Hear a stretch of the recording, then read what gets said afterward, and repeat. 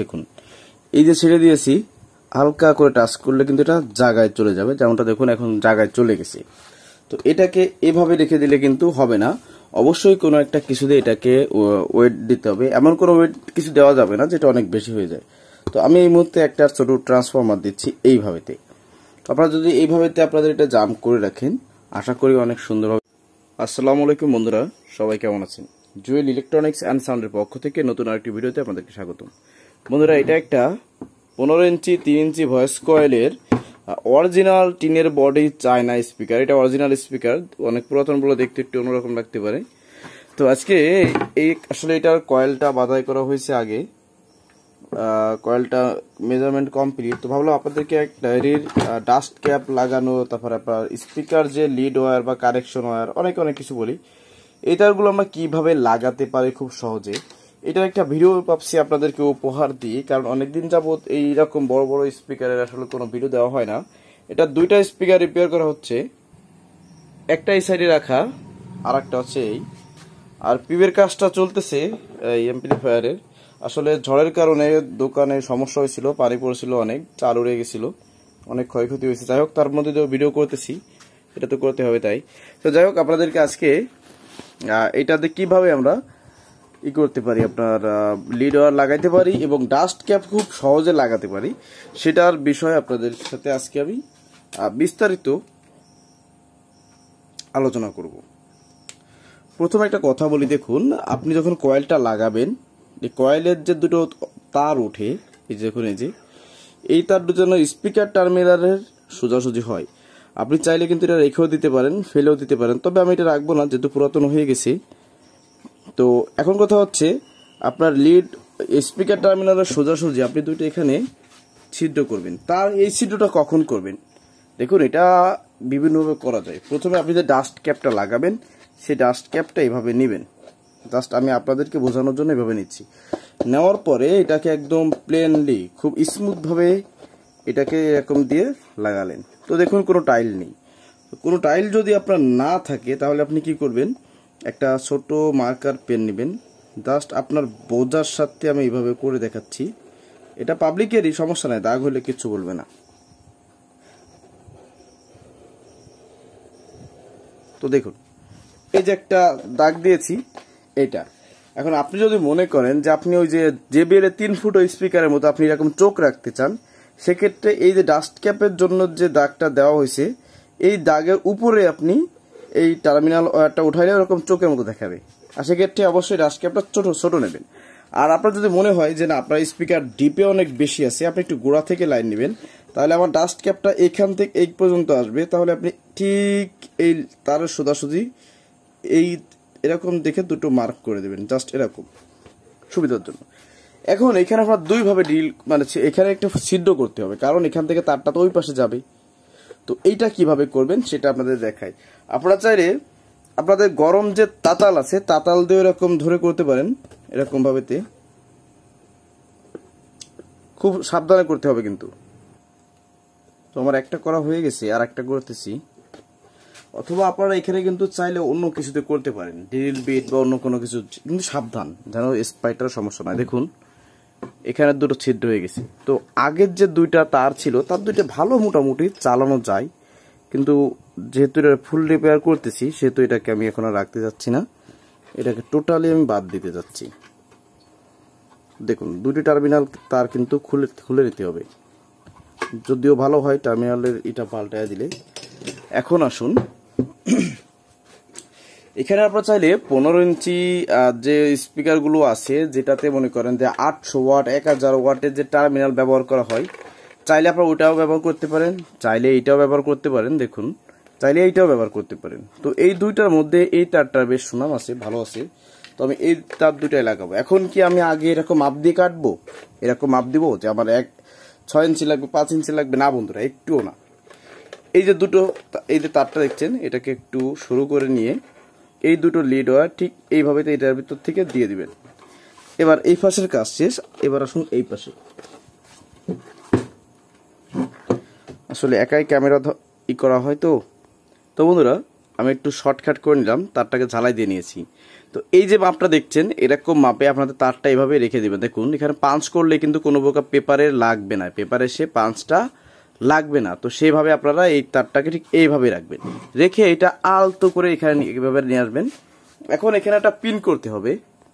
এখানে পিনটা হচ্ছে আমার এই তারটা যেন এই যে একটা কালো দাগ দিয়েছি এই কালো দাগের ওই সাইডে না যায়, এই সাইডে না আসে, তাহলে কিন্তু আমাদের ওই সাইডে যে মেজারমেন্টটা ওটা নষ্ট হয়ে যাবে। এখন কথা হচ্ছে এখন কি করতে হবে, এখন হচ্ছে এই স্পিকারটা এইভাবে নেবেন। এখন এটা একটা লিডার তার, এটা একটা তার। তো কয়েলের যে দুটো তার আছে এই দুটো তারকে আগে আপনি একটা ড্রাইভার বা অন্য কিছু দিয়ে একদম আপনার যে কয়েলটা আছে কয়েলের গোড়া যেখানে আগে প্লাস মাইনাস আঠা লাগানো হয়েছে ওইখান থেকে এটা নিয়ে এসে এইভাবে নিয়ে আসবেন। আসার পর এটা আপনার হাতে ডিরেক্টলি করলে করতে পারেন, অথবা অন্য কোনো ম্যাটেরিয়াল মানে আপনার যন্ত্রপাতি ব্যবহার করে এটাকে ভাঁজ করতে পারেন। অনেকে আমরা শোন বলে থাকি, যেটা মোবাইলের দোকানে দেখা যায় বেশিরভাগ কাজ করে ওইগুলা দিয়ে। তো এই যে সিস্টেমে কয়েল দিয়ে দুটোতে পাক দিচ্ছি, এই সিস্টেমে দুটোকে আগে প্রথমে এইভাবে পাক দিয়ে নেবেন। বন্ধুরা আবার দুটোকে দেখুন এখানে জাম করা হয়ে গেছে। এখন কাজ হচ্ছে এখানে ঝালাই করতে হবে। আর এই ঝালাই করার আগ মুহূর্তে কিন্তু কোনো প্রকার এই তারটার কাটা যাবে না, কারণ আমার যতটুকু প্রয়োজন অতটুকু রাখার পরে হওয়ার পরে হচ্ছে তারটা কাটতে হবে। আর এখানে ঝালাইটা দিবেন অবশ্যই একটু ভালো করে দেওয়ার চেষ্টা করতে হবে, কারণ এখান থেকে এই তার হয়ে কিন্তু কয়েলে আমাদের প্রেশারটা ঢুকবে। তো সেক্ষেত্রে ঝালাইয়ের কোয়ালিটি এবং ঝালাইয়ের পরিষ্কার পরিচ্ছন্নতা মানে আপনার স্মুথনেসটা খুব ভালো হতে হবে। এবং এই যে ঝালাইটার সময় এই রাংটা যেন এরকম একটা পানি পানি কালার থাকে, মানে এত সুন্দর গলেছে যে পানির মতো গলে গেছে। এবার আসুন আমার প্রথমে কয়েলের যে অবশিষ্ট তারটি সেটা আগে কেটে নিলাম দুটো সাইডেরই। এখন হচ্ছে আমার এই পর্যন্ত প্যাচ হয়েছে, তাহলে এতটুকু রেখে বাকিটা আমি কেটে দিচ্ছি। দেখুন এই কিন্তু আমার কাজ শেষ এখানকার মতন। এখন হচ্ছে এখানে আপনারা কি আঠা দিয়ে করতে চান, আপনারা অনেকে চাইলে সুপারগুলো দিতে পারেন, এটা কোয়ালিটি ভালো হয় না। ডেন্টার দিতে পারেন, সেটা তো কোয়ালিটি ভালো হয় না। সব থেকে ভালো হয় নেগেটিভ পজিটিভ যে আঠা এখানে দেওয়া হয় সেটাই। তো আমি এখন সেটাই কিন্তু গোলাবো। দেখুন তো নেগেটিভ পজিটিভ আঠা আমি আসলে বেশিরভাগ এই আঠাটা ব্যবহার করি, ভালো লাগে, ভালো তো আর শেষ নাই।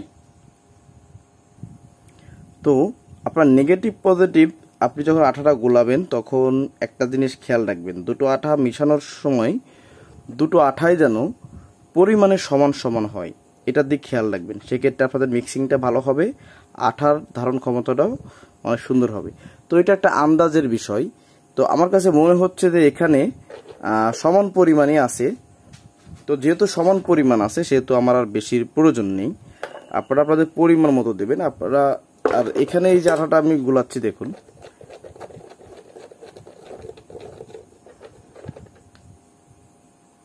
তো এখানে এই যে আঠাটা দেখুন গোলানোর পর কেমন একটা কালার চলে আসছে। তো এই আঠাটাকে এখানে এইভাবে লাগিয়ে দিবেন এবং এমনভাবে লাগাবেন যেন এটা আপনার নিচের থেকে যে কয়েলটা উঠছে সেই কয়েলও লেগে থাকে, যাতে করে যখন এই স্পিকারটা সাউন্ড দিবে, যখন ভাইব্রেশন হবে তখন যেন এই আঠাটা আপনার এই কয়েলের উপর কোনো প্রকার ইফেক্ট না পড়ে। ঠিক আছে, এই জন্য এই দেখুন এই যে গোড়াটা, এই গোড়াটাও কিন্তু আমি দিয়ে দিচ্ছি। এইভাবে তো আপনারা দিবেন, আপনাদের স্পিকার ভালো হবে।